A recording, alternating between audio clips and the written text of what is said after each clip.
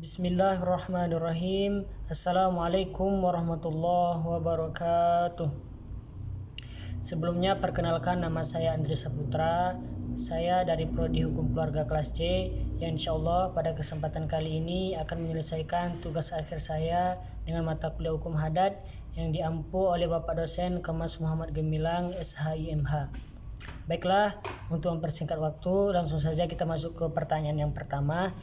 Jelaskan sistem kekerabatan, perkawinan, kewarisan, dan penyelesaian permasalahan dari masyarakat hukum adat Minang, Melayu, Jawa, dan Batak. Jelaskan satu persatu.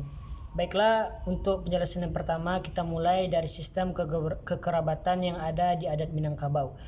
Minangkabau merupakan salah satu suku di Indonesia mempergunakan matrilineal sebagai sistem kekerabatannya, di mana pembentukan garis keturunan diatur oleh menurut garis perempuan. Sistem kekerabatan Minangkabau mempergunakan rumah gadang sebagai simbolnya. Kemudian sistem perkawinan yang ada di adat Minangkabau, ragam perkawinan masyarakat adat Minangkabau itu ada dua. Yang pertama yaitu perkawinan ideal, yaitu perkawinan antara keluarga dekat seperti anak dari kemenakan. Yang kedua, kawin pantang, yaitu perkawinan yang tidak dapat dilakukan seperti anak seibu atau seayah. Kemudian sistem kewarisan yang ada di adat Minangkabau. Dalam adat Minangkabau, yang menjawab waris ini adalah keturunan daripada ibu, sebab Minangkabau berbentuk matriarkat, sehingga anak dari baris ibu yang menjadi ahli waris atau dinamakan kemenakan. Kemudian yang selanjutnya kita pindah ke adat Melayu, yaitu sistem kekerabatan yang ada di adat Melayu. Secara hukum kekeluargaan, orang Melayu menganut sistem parental. Sistem parental berarti kedudukan dari pihak ibu maupun pihak ayah yang sama. Itulah sebabnya tidak ada marga atau garis keturunan baik dari pihak ayah maupun dari pihak ibu. Kemudian sistem perkawinan yang ada di adat Melayu, ada beberapa tahapan persiapan pernikahan yang harus dilakukan oleh pengantin Melayu. Berikut penjelasannya. Yang pertama, sistem perkawinan yang ada di adat Melayu yaitu meminang. Setelah ada kata sepakat, maka akan dilakukan upacara meminang. Orang tua calon pria bersama rombongan akan datang setelah Isya ke rumah calon wanita atau anak dara. Sebelumnya, pihak calon wanita sudah mempersiapkan kedatangan calon pria. Yang kedua yaitu mengantar tanda. Hal ini menjadi bukti keseriusan dari pihak pria kepada pihak wanita karena sudah tidak bisa diganggu oleh orang lain. Tanda yang diantarkan adalah keputusan dari kedua belah pihak yang diantarkan selepas Isya. Isinya antara lain tepas sirih, keris, bunga rampai, cincin belah rotan yang terbuat dari emas, hingga perlengkapan pribadi calon wanita. Kemudian yang ketiga yaitu menjemput. Proses menjemput ini diperlukan beberapa pasang suami istri untuk membawa tepak sirih. Perwakilan beberapa pasang suami istri ini dipilih berdasarkan pengalaman karena harus memiliki nilai moral dan etika yang tinggi dalam kehidupan sosial. Kemudian selanjutnya yaitu menggantung. Kegiatan ini merupakan persiapan menghias dan membersihkan rumah untuk acara pernikahan. Setelah Isya ke rumah calon wanita atau anak dara tersebut, sebelumnya pihak calon wanita sudah mempersiapkan kedatangan calon pria. Pihak pria datang dengan membawa seperangkat alat meminang yang isinya tepas sirih beserta isi-isinya, buah-buahan dan kue. Sirih yang dibawa akan disuguhkan kepada yang tertua dan perwakilan pihak wanita, sedangkan untuk kue dan buah-buahan tersebut diberikan pada keluarga pihak wanita sebagai tanda persaudaraan antar keluarga. Kemudian yang selanjutnya yaitu mengantar tanda. Hal ini menjadi bukti keseriusan dari pihak pria kepada pihak wanita karena sudah tidak bisa diganggu oleh orang lain lagi. Tanda yang diantarkan adalah keputusan dari kedua belah pihak dan diantarkan selepas Isya yang sudah dijelaskan di atas tadi. Kemudian yang selanjutnya yaitu mengantar belanja. Dalam upacara mengantar tanda biasanya diikuti dengan mengantar belanja, yakni berbelanja keperluan pernikahan. Biaya untuk kegiatan ini sepenuhnya menjadi milik pihak wanita dan pihak pria tidak boleh membicarakannya lagi di kemudian hari. Kemudian yang selanjutnya menjemput.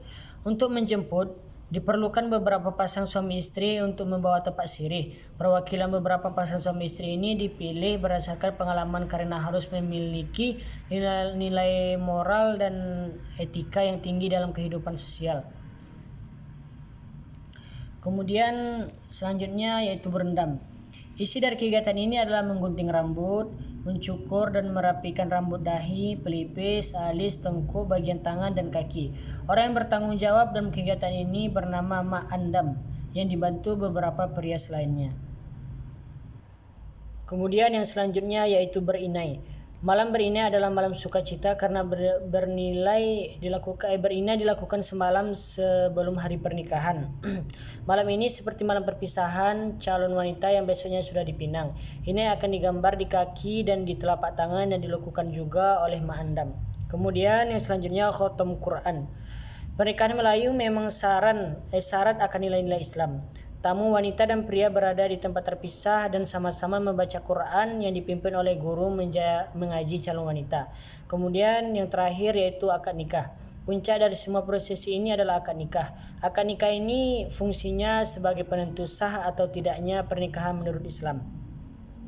Masyarakat Melayu Riau sering menyebutnya sebagai acara turun nikah karena calon pria turun dari rumahnya untuk menikahi di rumah calon wanita tersebut. Kemudian kita masuk ke sistem kewarisan yang ada di adat Melayu.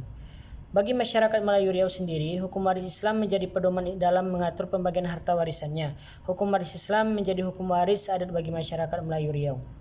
Kemudian untuk pembahasan yang selanjutnya yaitu sistem kekerabatan yang ada di adat Jawa. Sistem kekerabatan suku Jawa berdasarkan prinsip parental atau bilateral. Sistem perkawinan adat Jawa. Ada beberapa tahapan dalam perkawinan adat Jawa tersebut. Yang pertama, serah-serahan. Tahapan yang pertama adalah keluarga calon mempelai laki-laki mendatangi kediaman keluarga calon mempelai perempuan dengan tujuan melamar putri keluarga tersebut untuk menjadi istri putra mereka. Sembari mengutarakan maksudnya itu, keluarga laki-laki membawa serah-serahan atau yang diartikan sebagai barang-barang yang mempunyai makna tersendiri seperti cincin, makanan tradisional, dan yang lainnya. Kemudian yang selanjutnya siraman. Ritual yang satu ini bertujuan untuk membersihkan jiwa pengantin. Diselenggarakan sebelum proses akad nikah, biasanya salah satu atau 2 hari sebelumnya di kediaman calon mempelai perempuan. Urutan tahapannya yaitu calon pengantin memohon doa restu kepada kedua orang tuanya. Kemudian yang selanjutnya pais atau ngerik. Persis setelah siraman, upacara pais dilakukan di kamar calon mempelai perempuan. Kemudian dodol dawet. Setelahnya ada acara dodol dawet atau menjual dawet. Penjualnya adalah ibu calon mempelai perempuan yang dipayungi oleh ayah calon mempelai perempuan. Kemudian yang selanjutnya midodareni. Prosesi adat pernikahan Jawa yang selanjutnya adalah midodaren. Kata midodaren sendiri berasal dari bahasa Jawa yaitu widodari atau bidadari dalam bahasa Indonesia. Kemudian yang selanjutnya upacara panggih. Prosesi dimulai dengan datangnya calon mempelai pria dan rombongan ke kediaman calon mempelai perempuan. Kemudian selanjutnya sistem kewarisan yang ada di adat Jawa. Di dalam masyarakat Jawa, semua anak mendapat hak mewaris dengan pembagian yang sama, tetapi ada juga yang menganut asas sepikul segendongan Jawa Tengah. Artinya anak laki-laki mendapatkan 2 bagian dan anak perempuan mendapatkan 1 bagian, hampir sama dengan pembagian waris terhadap anak dalam hukum Islam. Kemudian untuk sistem kekerabatan yang selanjutnya yaitu sistem kekerabatan yang ada di adat Batak. Orang Batak menganut sistem kekerabatan yang menghitung garis keturunan secara patrilineal, yaitu memperhitungkan anggota keluarga menganut garis keturunan ayah. Adapun sistem perkawinan yang ada di adat Batak, yaitu perkawinan yang ideal bagi orang Batak Toba adalah perkawinan dengan pariban. Perkawinan orang Batak adalah perkawinan dengan orang yang luar marganya sendiri. Dalam sistem perkawinan Batak Toba adanya larangan kawin dengan marga yang sama karena dianggap saudara sendiri. Kemudian sistem kewarisan yang ada di adat Batak. Sistem pewarisan yang berlaku dalam adat Batak Toba adalah sistem patrilineal, yakni sistem keturunan berdasarkan garis keturunan laki-laki atau bapak. Adapun tahapan-tahapan pernikahan dalam adat Batak antara lain Manyapai Boru, yaitu masa pendekatan masih menjadi proses penting dalam kelanjutan sebuah hubungan. Yang kedua, Mangairirit Boru, yaitu Mangairirit Boru merupakan tahapan di mana orang tua mempelai pria akan mencari tahu seluk-beluk sang wanita idaman anaknya tersebut. Kemudian Padamos Hatta, sekali lagi keluarga pria menyambangi rumah kediaman wanita untuk mendapatkan jawaban. Yang keempat, Patobang Hatta. Inti dari seronomi ini adalah untuk memperkuat perjanjian antara dua belah pihak, keluarga mempelai wanita dan keluarga mempelai pria.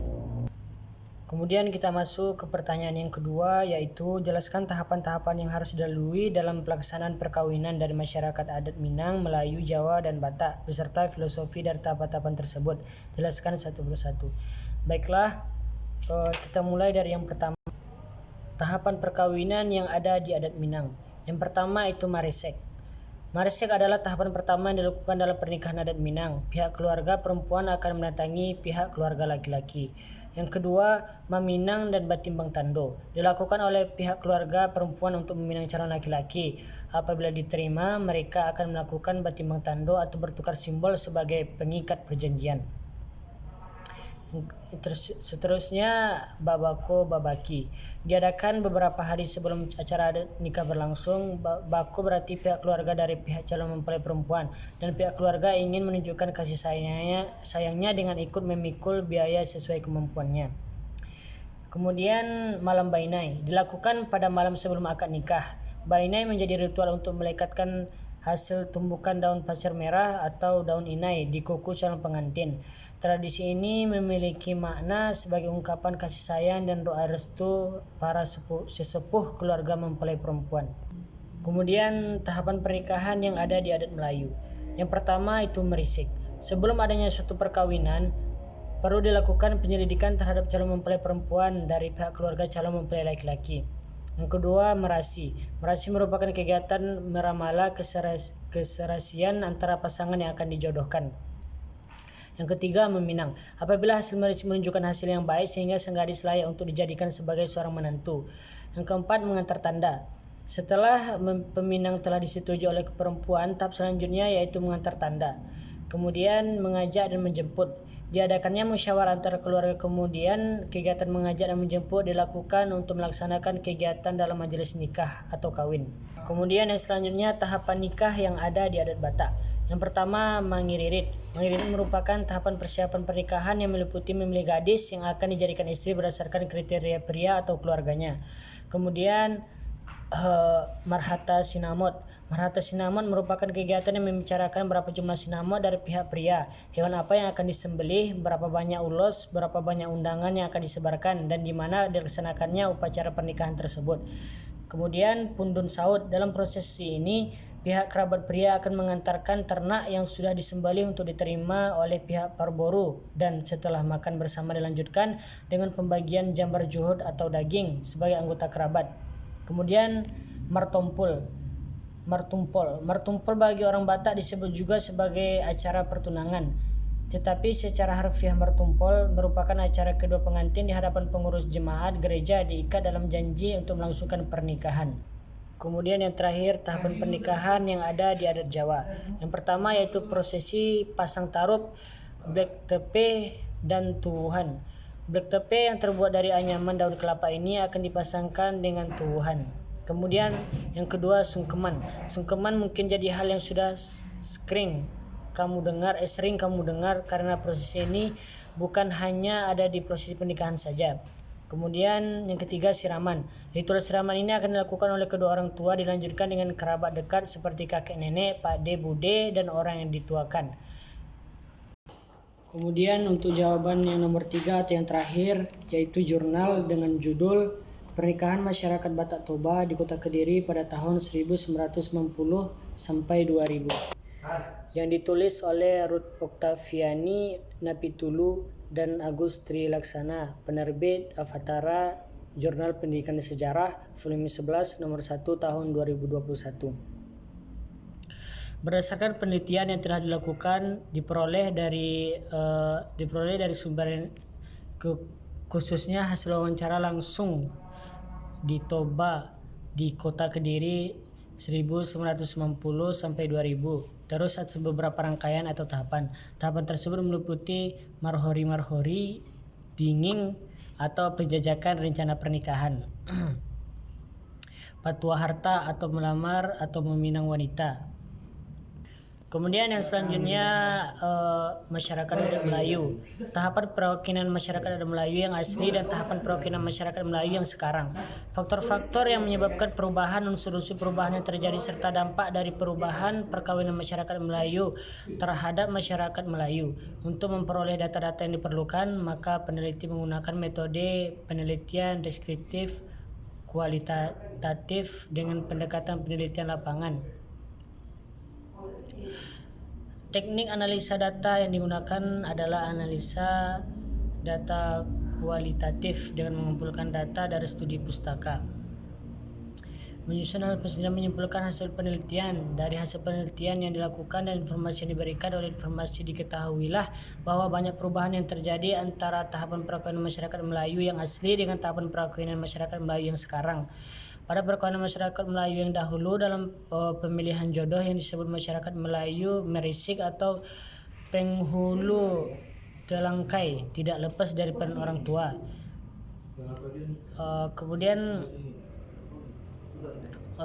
Kemudian tidak berperan banyak merisik untuk menentukan anaknya. Kemudian sering dengan berjalannya waktu, maka perubahan itu disebabkan karena adanya faktor-faktor yang menyebabkan terjadinya perubahan, diantaranya faktor dari modernisasi, pergaulan bebas, pengaruh ekonomi, budaya gengsi dalam masyarakat. Mungkin itu saja yang dapat saya sampaikan. Wassalamualaikum warahmatullahi wabarakatuh.